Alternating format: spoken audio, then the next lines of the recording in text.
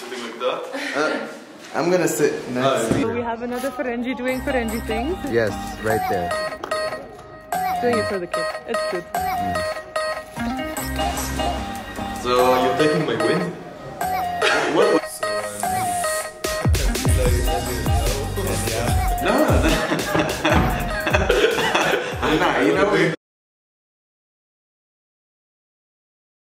Mambo naitwa MAINGI natoka Kenya. Salam MAINGI balala kwa Kenya. Today I'm here with He's surprised. Today I'm here with Eli.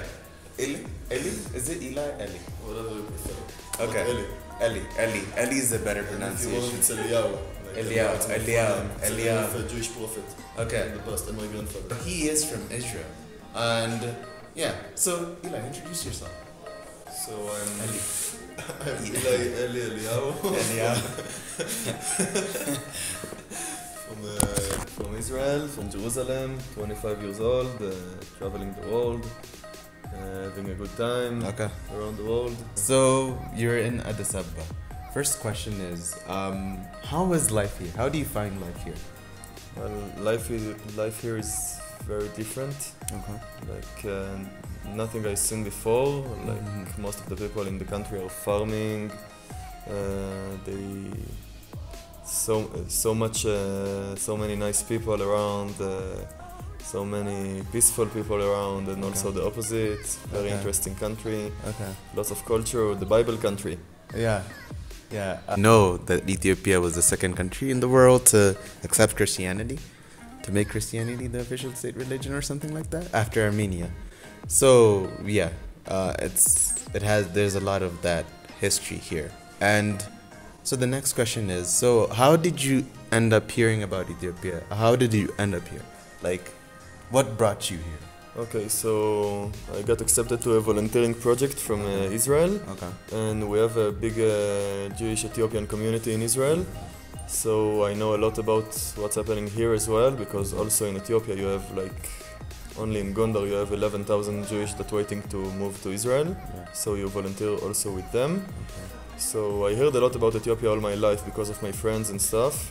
That's it. Okay. And what's your first impression of Ethiopia? Well, as much as they can be nice, they can be also not nice. As much as there is peace, there is also war. The food is amazing. The food is amazing. I really like the food here. Like even shiro. I don't get people who don't like shiro. When I went back to Kenya, I was like, I need me some shiro. Anyway, yeah. So next question. What do you like the most about Ethiopia? Wow, that's an hard one. So I'm doing nature photography, so I guess I don't have a specific place. I like the wild animals and the wild nature, and you can find it everywhere around here. So this whole place is just magical with nature. It's magical. Yeah. That's how you describe it. Yeah. Okay. Just all Ethiopia is amazing. Magical. Okay. So I've asked you what you like. What do you dislike about Ethiopia? Dislike. So for tourists and in a non-tourist time, there is non-tourists around Ethiopia, almost nothing. Yeah. So it's very heavy sometimes to travel around, and with a different color of skin, it's really affect the people when they see you all the time. They're really reacting to you because they didn't saw you for a long time. Very interesting. Wait, so do they react negatively to you, or is it that you just stand out? So it depends. It's not always negatively, but they're always calling you like Faranji 3,000 times a day. When you go out from the car, you have 50 people on you offering you stuff. It's not only bad stuff, but they've just been waiting for you for so long. So it's just like their reaction to you to come back. Okay. Understood. Okay, so you've told me what you like about Ethiopia. You've told me what you dislike about Ethiopia. But you must have had at least one experience that you could say that was your best experience here. What was your best experience here? Was it you were telling us about the ring? Is it that? This ring? Yeah. Yeah, it's also one of them, and I can tell about it. It's a Amr tribe guy that is not from the tribe anymore, and is the guide. And we were sitting, having a good time the night before, and then we went to the tour together, and we were just like very connecting, and then he gave me the ring as a gift. Lots of good adventure. So any other good experiences like to that level? The volunteering project was something that I cannot explain. Like it was so intense and so it was so like the kids here are the most beautiful creature in the world. Like I can't say anything about them. They're just amazing, beautiful, and the character is so special. Okay. And that was in Gondar. Gondar was very chill. It was in Easter time, so everything was vegan as well. Because it's a very Christian city. It was a bit tough because the volunteering project didn't allow us to go out of the spots that we were volunteering in, so only back to the hostel and out of the hostel. But Gondar is beautiful, the markets are amazing, the Fasil Castle is very nice, lots of history around, connecting also with the Jewish history from Israel, King Salman and the Shiva Queen. Queen of Sheba. And then, actually Gondar was one of the older capitals, so if you've never been, I would recommend that you go. Actually I was gonna ask you something, but I forgot what it was. Oh, what's the word for Easter in Hebrew? Pesach.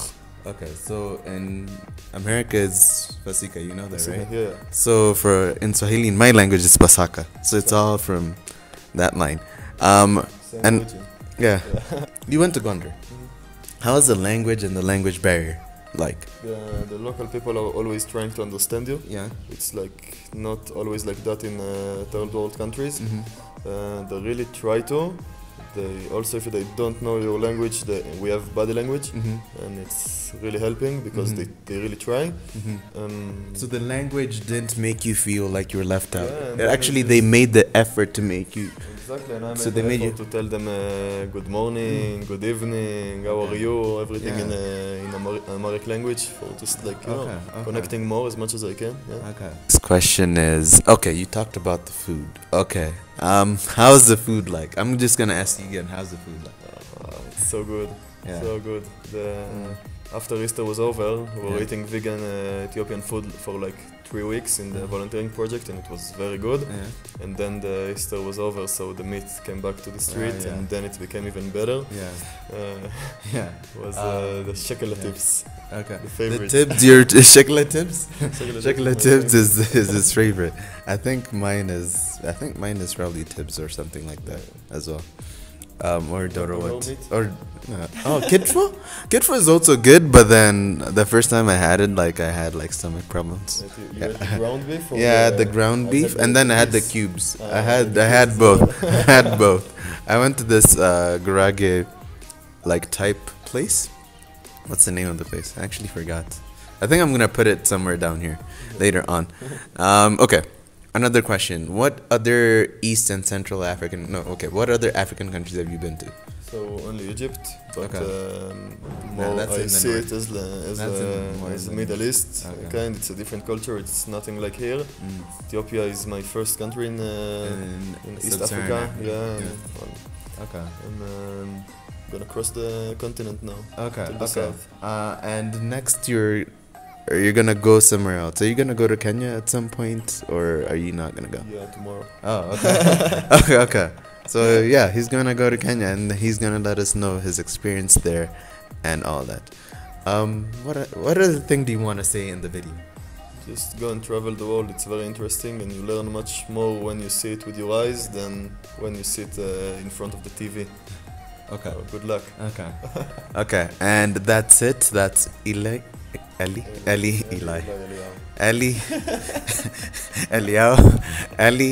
Eli for us, and and thanks for showing up on the channel. Thank you very much. And that's pretty much it. The interview's over, so bye guys, we'll see y'all later. I'm a saganala. That's gonna be the extra content for the interview.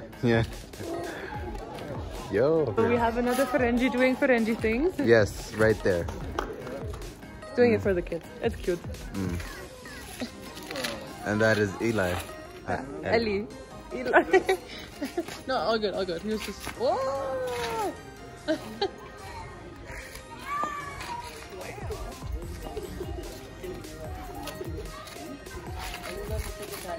Then